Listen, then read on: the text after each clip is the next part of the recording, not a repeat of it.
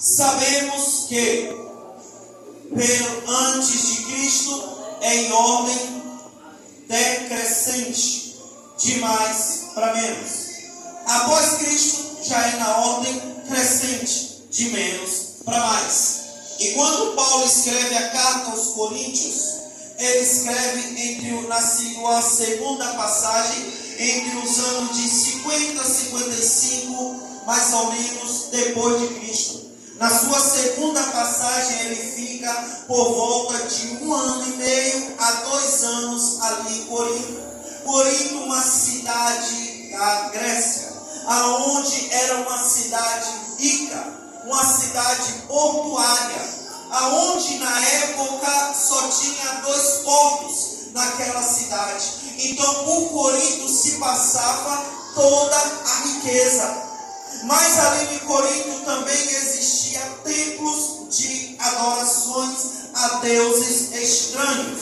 Ali também tinha templos de prostituição, de adultérios, de homossexualismo, de toda uma vida depravada, longe dos caminhos do Senhor, mas como também tinha uma igreja. E Paulo vem a saber por uma mulher, se não me foge a memória, o nome dela é Chloe, que como estava vivendo Corinto. E Paulo vem escrever para a igreja de Corinto a forma que deveria se viver, porque não é porque está naquele lugar que tinha que se comportar com a devida forma que estava acontecendo. E olha que ali tinha os templos, se não me foge a memória, aonde as pessoas iam. E quando diz acerca de porque o que eu recebi do Senhor, quando Paulo está dizendo porque o que eu recebi do Senhor, ele já está dizendo, olha, o que eu recebi do Senhor é santo, o que eu recebi do Senhor é bom, o que eu recebi do Senhor é agradável e leva para a salvação. Mas vós, do jeito que estão vivendo, não estão fazendo aquilo que manda o Senhor, não está seguindo pelos caminhos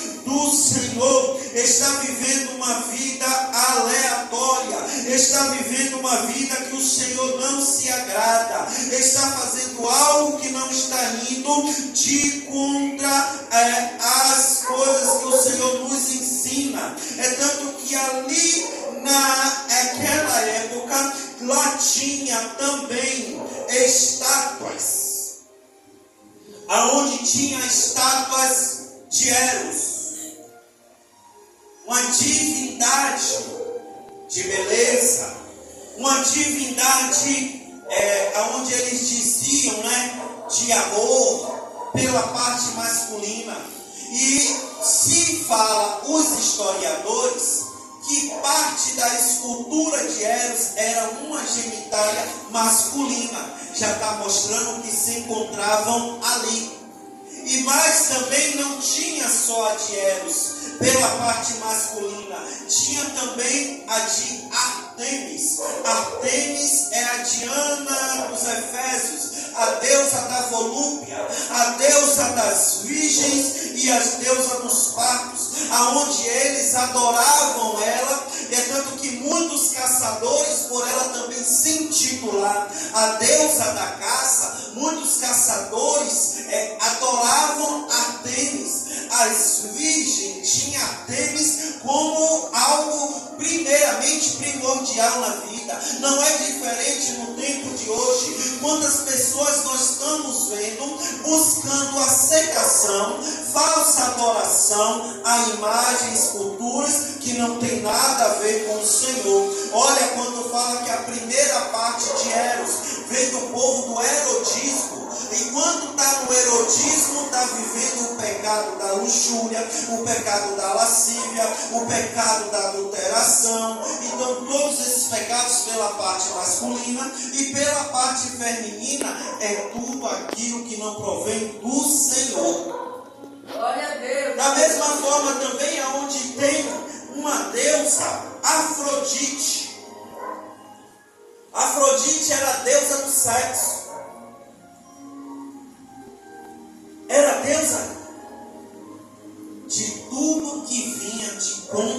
o Senhor.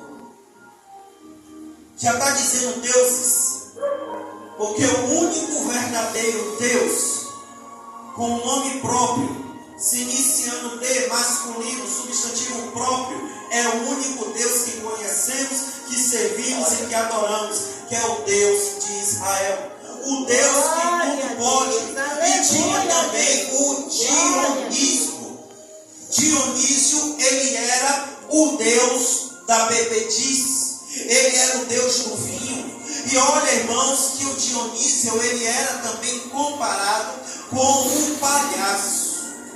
Já está dizendo que todo aquele que vive uma vida na bebedeira, vive uma vida de vinhos aleatório, vem a ser o quê? Taxado como um palhaço. Já está dizendo que se o Deus que é adorado, o Dionísio, é o Deus da bebedice, das festas, das alegrias momentâneas, já está dizendo o quê? Que se compara àquele, porque tudo aquilo que seguimos é como vamos se portar. Se nós seguimos a Deus, sabemos qual é os estatutos, o caminho e os mandamentos do Senhor. Então nós somos sal da terra e luz do mundo. E se o sal não for isso, ele só serve a não ser para poder ser pisado. Mas quando fala que nós somos luz, é porque aonde a luz chega, a treva não há mais de existir. Não haverá mais treva, porque a luz chegou naquele ambiente. Então essa é a maneira de viver separadamente. E quando nós vamos agora, a pior parte era quando tinha Esculápio. Esculápio era considerado o deus dos médicos, tanto que a forma dele era de uma serpente. E os adoradores, não trazendo totalmente, mas ao mesmo tempo vendo o que se acontece hoje, as pessoas cegas espiritualmente, sem visão. Olha que os seguidores de Esculápio, o que era que eles faziam? Esse Deus, ele era considerado da medicina, e por ser considerado da medicina, a estátua dele era de cobra, era de serpente, e dentro da imagem dele se continha várias cobras, várias serpentes, e ali os adoradores chegavam, se deitavam no meio das cobras, e era um privilégio para eles serem picados pelas serpentes, e ali mesmo morria. Olha o que é cegueira espiritual, falta de visão, e o que causa morte por adoração a falsos deuses, falsos costumes, porque seguiram tanto a deuses estranhos, fazendo tudo que não ia de encontro com o Senhor, que vieram a morrer no pecado, adorando imagens criadas por mãos humanas, que tendo braços não pegam, tendo olhos não enxergam, tendo ouvido não escuta, e o Senhor não abençoa aqueles que se sacrificavam, porque o Senhor diz que é melhor obediência de que sacrifício, porque todo aquele que desobedece ao Senhor é como obra de feitiçaria, é como feiticeiro, porque é desobediente. E olha que foram se sacrificar, se suicidar, como? Deitando entre as serpentes picavam e ali matava. E como que morria? Sentindo dor, agonizando. É como morre aquele que não morre com o Senhor, é sofrendo, é em angústia, é em tristeza. Da mesma forma vive aqueles que não querem compromisso com o Senhor, que querem viver uma vida aleatória, que querem viver uma vida de todo jeito. É o Senhor dizendo assim: ei, não é para participar desses atos e estar participando, não é para poder estar ali, quer estar. E olha que aquele tempo tinha também ainda cerca de 1000 servas da deusa da fertilidade. E olha que elas, quando elas terminavam os cultos, elas desciam. E como era que se desciam? Primeiramente, elas eram servas de Artemis, da mesma forma também de Afrodite. Elas tinham a cabeça raspada, elas tinham pince pelos narizes, pelas bocas. É por isso que as que são santas, as que são servas, as que são esposas, as que buscam o Senhor, tem que olhar como se veste, como se traja, o que está fazendo na tua vida, porque olha que quando elas desciam de cabeça raspada, elas desciam com pisces por todos os cantos, e elas eram colocadas para atos pecaminosos, fruto da prostituição. Mas quando a palavra do Senhor chega sobre aquele lugar, aí agora a história já vai mudar, porque elas começam a enxergar o que é o Evangelho, o que é severamente servir a Deus, e começam a mudar a vida. Só que está mudando a vida, mas não as atitudes. Está buscando a Deus, está servindo a Deus, mas está se portando da mesma forma como antes. Está se tatuando, está raspando a cabeça, cheio de pince, e está dizendo: não pode fazer, não tem problema não. É diferente hoje, meus irmãos, não é diferente. Nós temos aí visto evangelhos que está dizendo: pode se tatuar, não tem problema não, pode andar com brinco, não tem problema não. Eu estou falando para a parte masculina acerca dos adornos que colocam no teu corpo, que nada tem a ver com o Senhor. Da mesma forma a parte feminina, quando Paulo diz: olha, a mulher, ela tem que ter o seu cabelo crescido para poder ser o seu véu, mas se ela não tem cabelo crescido, ela coloca o seu véu para não servir de vergonha, porque as que tinham a cabeça raspada eram consideradas adúlteras e prostitutas. Mas as santas, por mais que ela já tenha vivido uma vida anterior que era de pecado, o que é que elas vão fazer agora? Aquele que está em Cristo Jesus, nova criatura é. As coisas velhas se passaram e tudo se fez novo. E Paulo disse: o cabelo não é crescido não, mas tem o véu, e seja a diferença. Por quê?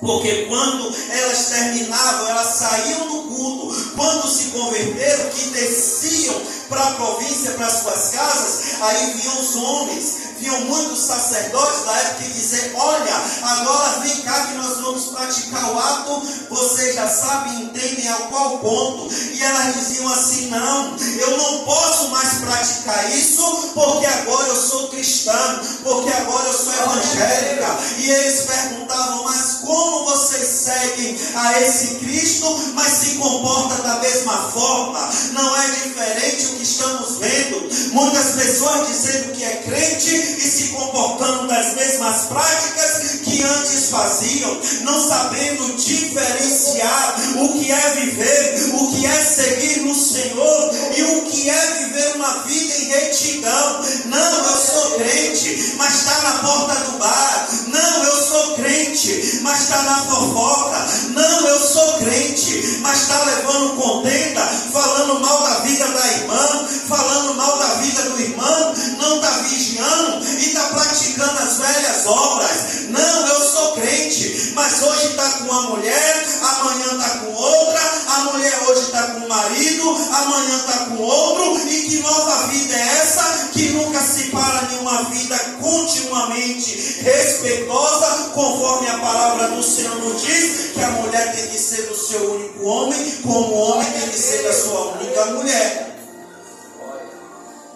E Paulo agora vai ensinar para Corinto e vai dizer: porque o que eu recebi do Senhor é o que também eu vos ensinei. Olha que quem entregou para Paulo não foi homem, não foi ninguém, foi sim aquele que é poderoso, aquele que é fiel, aquele que é justo, aquele que é verdadeiro, aquele que é Rei dos Reis e Senhor dos Senhores. Foi quem entregou para Paulo. E olha que essa epístola não foi escrita após os evangelhos, porque se fosse escrita após os evangelhos de Mateus, de Lucas, de João, ou até mesmo no livro de Atos dos Apóstolos, conforme Lucas escreveu, ia dizer: olha, Paulo está falando isso hoje porque viu nos evangelhos que foram escritos. Mas não, o Senhor primeiramente entrega para Paulo, Paulo leva para a igreja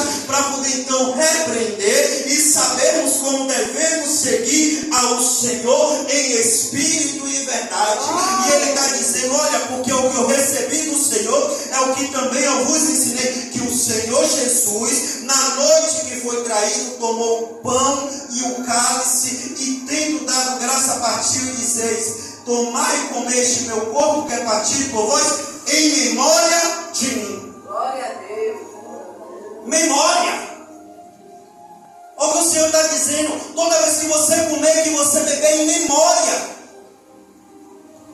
Como é que nós viemos à casa do Senhor e como cenamos? Sabemos que o primeiro passo é em memória de Cristo. Porque a memória é tudo aquilo que é guardado, para nunca ser esquecido. E olha o que me vem aqui à mente aqui. O nosso nome. Nos nosso nome, no registro tem quem? Pai e mãe. Em memória. Porque ainda que não esteja presente, mas nunca vai sair. Porque ali está escrito Maria Aparecida, que Deus tenha. Mas tem também Diego dos Reis, que Deus tenha. E assim sucessivamente. Mas tem o nome da mãe e do pai. Vai ser esquecido? Não. Não será esquecido. Não será esquecido. E o Senhor diz, olha, e quando você pegar este pão, que é o meu corpo, que é partido por vós, da mesma forma é o cálice e o sangue, e tendo dado graça, fazer isto em memória de mim, porque depois de cear, tomou o cálice, dizendo, este é o novo testamento do meu sangue. Este é um novo testamento, é uma nova vida que vamos ter, é um novo caminho que vamos seguir, uma nova vida que vamos estar vivendo. De igual forma, agora sendo filho do Senhor, por adoção mediante ao nosso Senhor e Salvador Jesus Cristo. Já não somos mais servos, agora somos filhos, porque os filhos não sabem o que o Senhor faz e os servos não. Só, irmãos, que eu paro para poder entender, diz em memória de mim. Como é que a minha vida está seguindo em memória do Senhor? O que é que eu estou fazendo para eu viver em memória do Pai? Porque Paulo está dizendo, primeiramente, o que eu recebi é da forma que eu vos ensinei. A primeira carta de Paulo é o ensinamento como devemos seguir. Já no capítulo 13 é a parte do amor, onde vem falar do amor, dos ensinamentos do amor. Mas aqui no 11 está dizendo as dissessões na ceia, porque os povos de Corinto estavam ceando de todo jeito. E olha que não é diferente hoje nas igrejas. Quantas pessoas chegam, mas não dizem assim, eu vou para uma santa ceia. Só está colocando como um evento normal. Aonde chega aqui, come o pão, bebe o vinho, vou-me embora, já foi. E ali naquele culto canta cantor, prega pregador, para casa eu já me vou. E tanto faz, tanto fez. Mas só que nós temos que saber uma coisa, que a santa ceia do Senhor é uma renovação de aliança. Como é que eu venho para a santa ceia? O que significa a santa ceia? Como é que eu venho para o momento onde o Senhor Jesus, Ele disse que nós fizéssemos em memória dEle, por amor a Ele, quando nós renunciamos às coisas pecaminosas, quando nós renunciamos o mundo, nós renascemos para Cristo.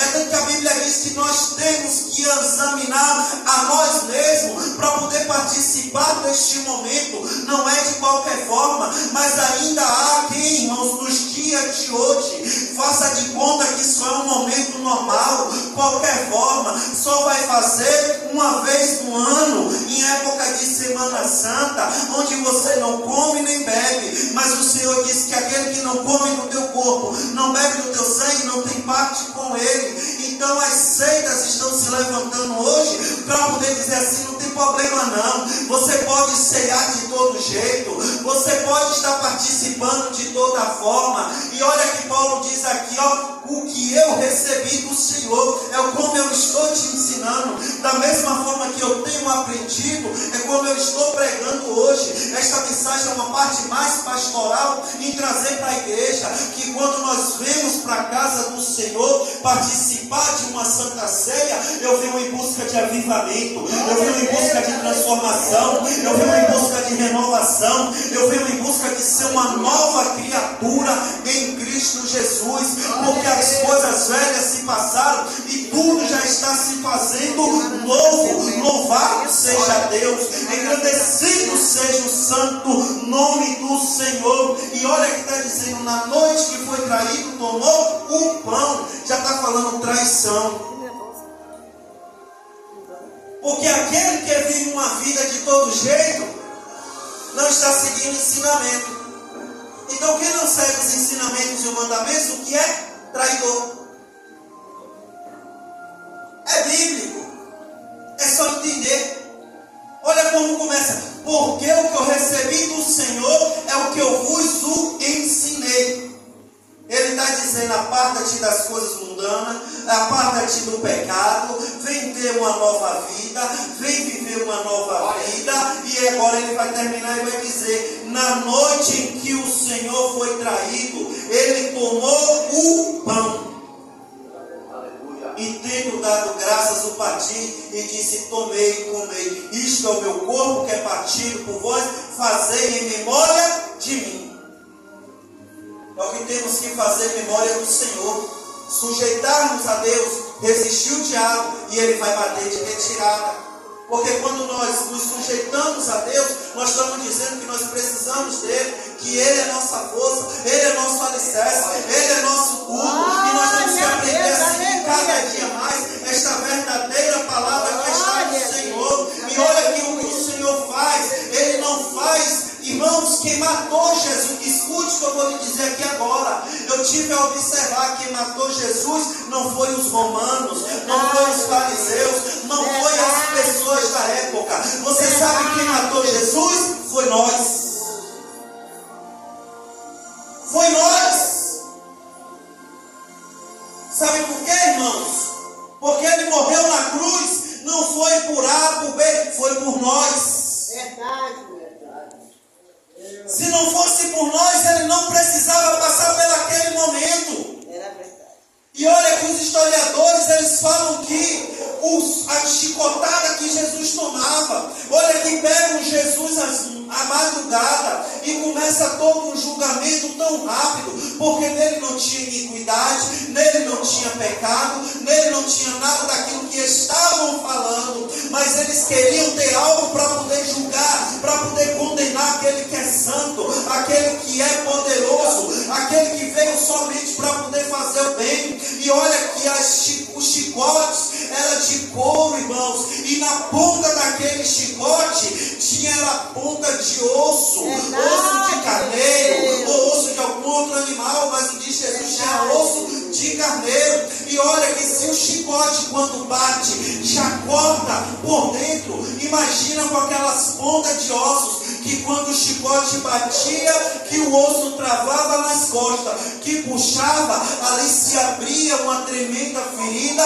e o sangue descia. E olha que Jesus, ele passa por todo aquele momento, ele passa aquele momento por mim, ele passa aquele momento por você. Então, irmãos, quando eu olho e vejo Jesus na caminhada, sofrendo, ele está lhe dizendo assim, ó, vai valer a pena, porque é por ele, porque é por ela. Os seus braços estão abertos, ele já não está mais tendo força, mas ele está dizendo assim, Pai, todavia seja feita a tua vontade, seja feito o teu querer. Está doendo? Está machucando?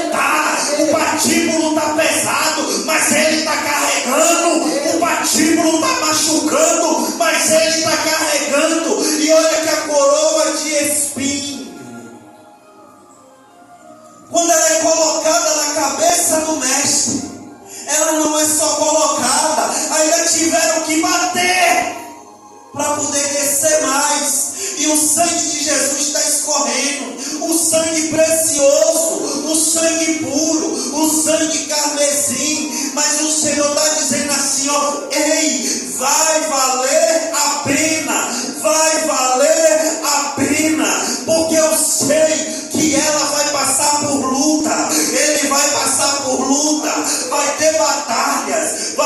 guerras, mas em tudo que estiver, o nome do Senhor vai ser glorificado. É passando pela prova e glorificando, é chorando e glorificando, é caminhando com peso, mas glorificando e dizendo assim: Senhor, eu sei que o Senhor não me dá prova que não seja humana, mas todavia seja feita a tua vontade. O Senhor me colocou aqui, o Senhor me trouxe aqui, é porque o Senhor sabe que eu vou aguentar, é porque o Senhor sabe que eu vou resistir. E quando eu olho para a cruz de Jesus, o que está faltando hoje é pregação sobre a cruz, aonde estamos vendo teoria da prosperidade, teoria de que tudo você vai ter. Eu não duvido, porque nós somos filhos do dono do ouro e da prata, aquele que tem o controle sobre tudo, que abre portas aonde não há porta,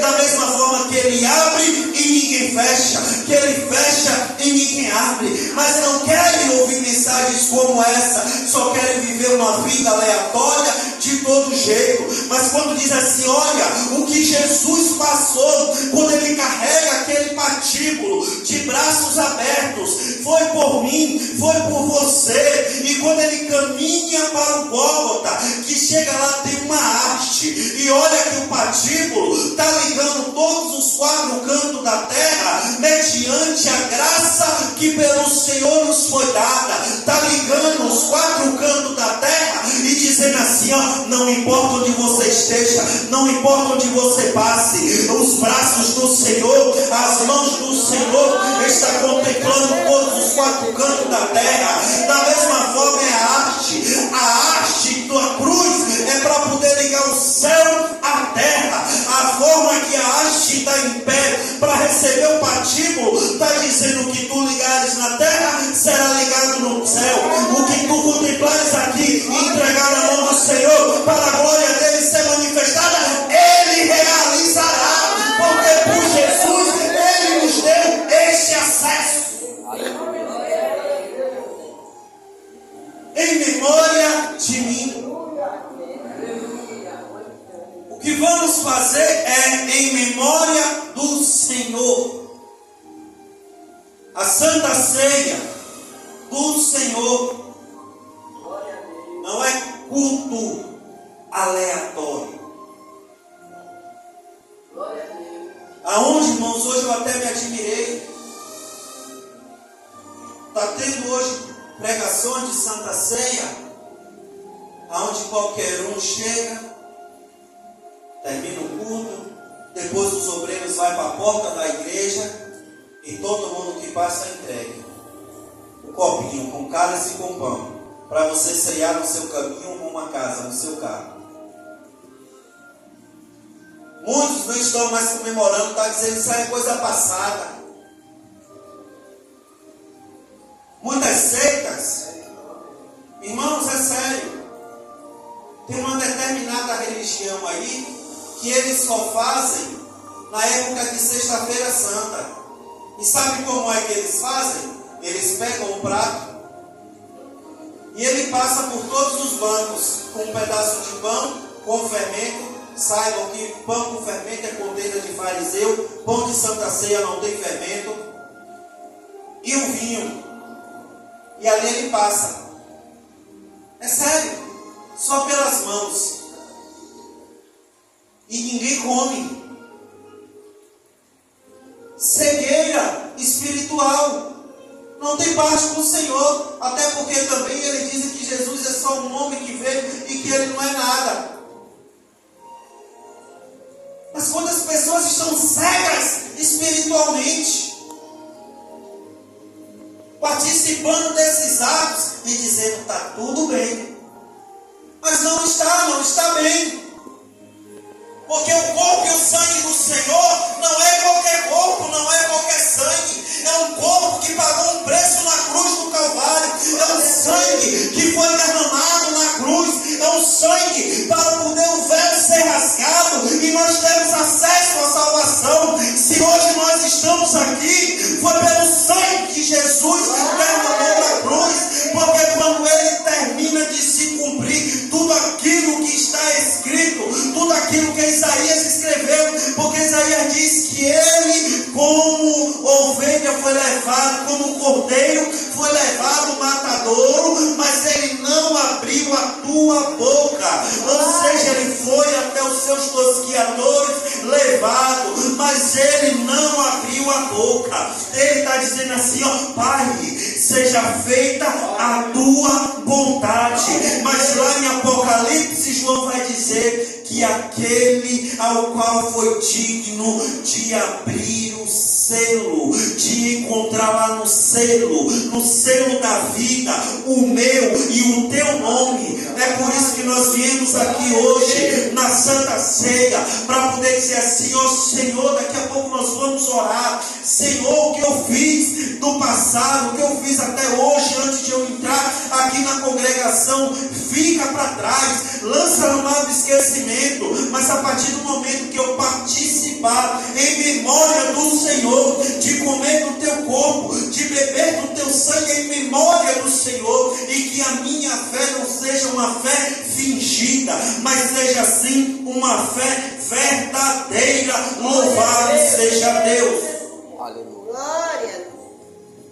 Porquanto qualquer que comer este pão ou beber este cálice indignamente será culpado do corpo e do sangue do Senhor. Quando fala indignamente, pelo provérbio está errado, ou seja, indigno, não está tendo parte. Então quando diz aquele que come do corpo ou bebe do sangue indignamente, não é eu que vou dizer como você está participando, não é eu que vou dizer como você é, mas só que como que pode um crente participar da Santa Ceia se está com o coração cheio de raiva, se está com o coração cheio de ódio, cheio de rancor, cheio de mácula, cheio de lascívia? Não é assim que tem que participar. Quando diz assim, ó, examine-se o homem, pois a si mesmo, mas não coma deste pão de qualquer forma, não beba deste cálice de qualquer forma. Vá descer para o Senhor, vá se apresentar perante o Pai. Ei, olha, você quer ceiar, não importa o momento que seja, você pode sim neste momento liberar o perdão. Se precisa ligar para alguém, pastor, eu quero ligar, ligue, mas libere o perdão. Não importa o que fez contra você, não importa o que tenha acontecido, nós não podemos ficar com raiva guardada, com ódio guardado, porque se nós ficamos dessa forma e vamos ceiar, vamos fazer isso indignamente. É por isso que Paulo está dizendo, olha, porquanto, meu irmão, aquele que qualquer que comeu pão indignamente será culpado do corpo e do sangue do Senhor, carregará sobre si, como que você que estava ali sacrificando o Pai, empunhalando aquelas feridas nele. Mas nós sabemos que esta noite os que vieram aqui, louvado seja Deus, são aqueles que querem uma nova vida em Cristo,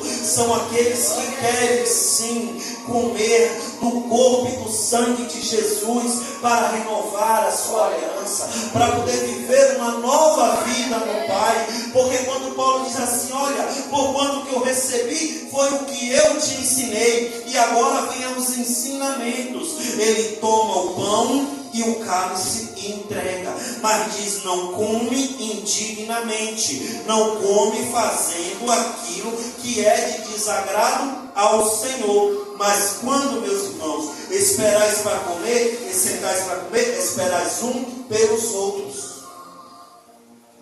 E essa carta, quando Paulo escreve, quando ele diz assim, ó, quando vos ajuntar para comer, esperais um pelos outros.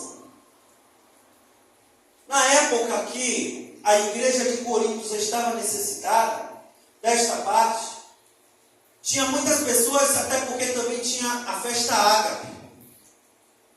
Ágape significa amor, amor incondicional. Hoje, a Assembleia, ela tem a campanha do quilo, né? Nós já temos um projeto que arrecadamos alimentos para os necessitados. Daqui a pouco nós vamos ter uma reunião acerca disso. Porque o Senhor, Ele está falando assim, ó, amor. Mas olha que as pessoas, com o amor, quando misturava a festa do amor, a festa ágape, com a Santa Ceia, eles conseguiam se embriagar de tal forma, irmãos, que eles caíam bêbados, embriagados, e ali era a porta para poder praticar o que era de encontro aos mandamentos do Senhor. Eles conseguiam pegar as coisas santas para se contaminar. É os tempos de hoje, onde a gente está vendo aí muitos dizendo que não tem problema não. Você pode viver o Evangelho fazendo tudo o que você quer e que vai ser salvo. Mas eu lhe digo uma coisa, você pode até fazer tudo o que você quer, porque Paulo disse, tudo é me lícito, mas nem tudo me convém. Mas nem tudo que convém vai ser caminhar para a salvação e ser salvo fazendo tudo aquilo que quer. Verdade. Porque tudo é lícito, mas nem tudo nos convém. Verdade. E aí foi quando veio esses ensinamentos. Eu digo para vocês, hoje é Santa Ceia, é festa. Nós vamos ceiar, nós vamos comer do corpo e beber do sangue do Senhor. Mas o tema do nosso ministério é nascido para amar. E hoje, irmãos, eu estou aqui, sinceramente, de coração partido. Eu sei que não tenho culpa, a igreja não tem culpa também. Porque a lei da semeadura existe. E tudo aquilo que o homem plantar, ele também colherá. Verdade. Mas tem uma pessoa que eu conheço, uma irmã. Ela tem passado por uma luta, aonde ela mora de aluguel. Ela hoje se encontra solteira com uma filha e um filho preso. Mas eu não estou aqui na posição de juiz não, porque o que ele fez, só quem vai julgar é o Senhor, ele já está pagando. Mas qual é a parte que eu me encontro hoje triste? Porque a igreja, ela tem que amar. A igreja é para poder olhar pelos necessitados, pelos pobres, pelos aqueles que precisam. Porque nós, irmãos, em nossos lares temos muito. Como é que eu digo que o ministério El Shaddai, ele é nascido para amar? Mas eu estou vendo uma necessitada do Senhor, carecer de necessidade e hoje eu não consigo ajudar. Que amor é esse? É ágape? É incondicional? Não é. O Senhor diz que quando nós olhamos pelo necessitado, é que somos verdadeiramente filhos dele. E eu busquei. E daqui a pouco nós vamos ter essa reunião. E essa reunião, irmãos, nós vamos ter é para poder tratar disso. Para poder nós olhar pelo necessitado. Porque a palavra do Senhor diz que quando nós olhamos pelo homem e pela mulher de Deus, nós doamos para eles, ele nos dá livramento. Quando nós recebemos um profeta, profetiza do Senhor, ele nos livra dos males, ele livra a nossa casa, ele livra a nossa família. É por isso que muitas vezes nós não éramos nem para poder estar aqui, mas o Senhor, em tua graça e misericórdia, é que nos dá a oportunidade de vencer a cada dia e crescer na palavra do Senhor. Glória a Deus. E essa pessoa, eu não falo só ela não, né? O ministério já, graças a Deus, aqui vocês já conseguimos fazer algo e continuamos fazendo. Mas irmãos, muitas vezes o nosso hoje não é o hoje de quem está necessitando. Como é que eu, sendo pastor, eu quando chegar em casa, como é que eu vou conseguir deitar minha cabeça no travesseiro, ter uma boa noite de sono e saber que tem pessoas que estão carecendo de necessidade? Sabemos que não, pastor, mas você quer abraçar o mundo? Não, não podemos abraçar o mundo. Mas se nós conhecemos e não fazemos, nós estamos sendo hipócritas. Porque a fome dói. A fome maltrata. Verdade. A fome machuca. É sim. Só quem já careceu de necessidade é Ele sabe o que é a fome. Como é que eu vou saber que na minha casa tem e tem uma pessoa com uma criança que está necessitando?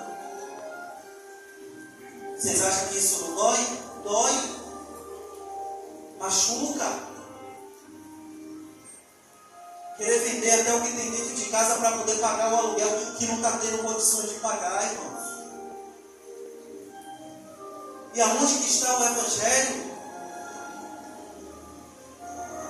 Quantas pessoas estão aí sentando em rodinhas? Irmãos, eu vou ainda mais fundo. Quantos crentes estão comprando cerveja para poder botar dentro dos lares, para poder vir um conhecido beber dentro de casa? Quantos crentes estão aí praticando atos que não provém do Senhor, se prostituindo, ou seja, levando dinheiro até para adúlteros, mas quando se fala assim, ajudar o necessitado, o doente, o pobre, a viúva, diz eu.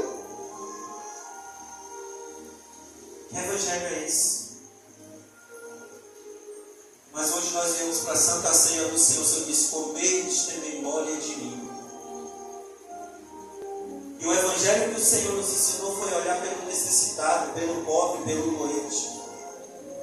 Julgar só cabe ao Senhor. Julgar o que está fazendo, o que deixa de fazer, só cabe ao Senhor. Porque se você se colocar na posição de juiz, toma-te cuidado. Porque o Senhor julgará a cada um. E olha o que a Bíblia diz: porquanto, meus irmãos, quando vos ajuntar para comer, esperarmos um pelo outro. Anteriormente, olha o que diz. Olha o que eu falei de julgamento. Porque, versículo 30, por causa disso há entre vós muitos fracos e doentes e muitos que dormem. Porque se nós nos julgássemos a nós mesmos, não seríamos julgados. Mas quando somos julgados, somos repreendidos pelo Senhor, para que não seja condenado com o mundo. Se eu estou me colocando numa posição de julgar o meu irmão, eu também vou ser julgado. E o Senhor é quem vai saber como cada um se encontra. Então, nesse exato momento, para participar do corpo e do sangue do Senhor, pastor, quem é que participa? Todos aqueles que são batizados nas águas, que fez o seu voto de fé. Não sou eu que vou dizer quem vai e quem não vai ceiar.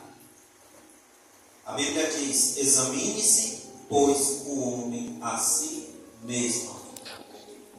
Não é o pastor Diego que vai dizer quem vai ceiar nem quem vai ceiar. É você próprio. Mas todo aquele que ceia indignamente, ceia para a sua própria condenação, sendo culpado pelo corpo e pelo sangue do Senhor. Mas também, irmãos, tem posições que Satanás nos coloca como peso de culpa, sensação de culpa. Então, que esta noite examine-se a vós mesmo. Nós neste momento agora nós vamos orar. Você podendo ajoelhar, ajoelhe-se. Você que não puder ajoelhar, encurve-se sua cabeça sobre a cadeira e fale com o Senhor. E então você será e fará o discernimento do corpo e do sangue do Senhor. Enquanto isso,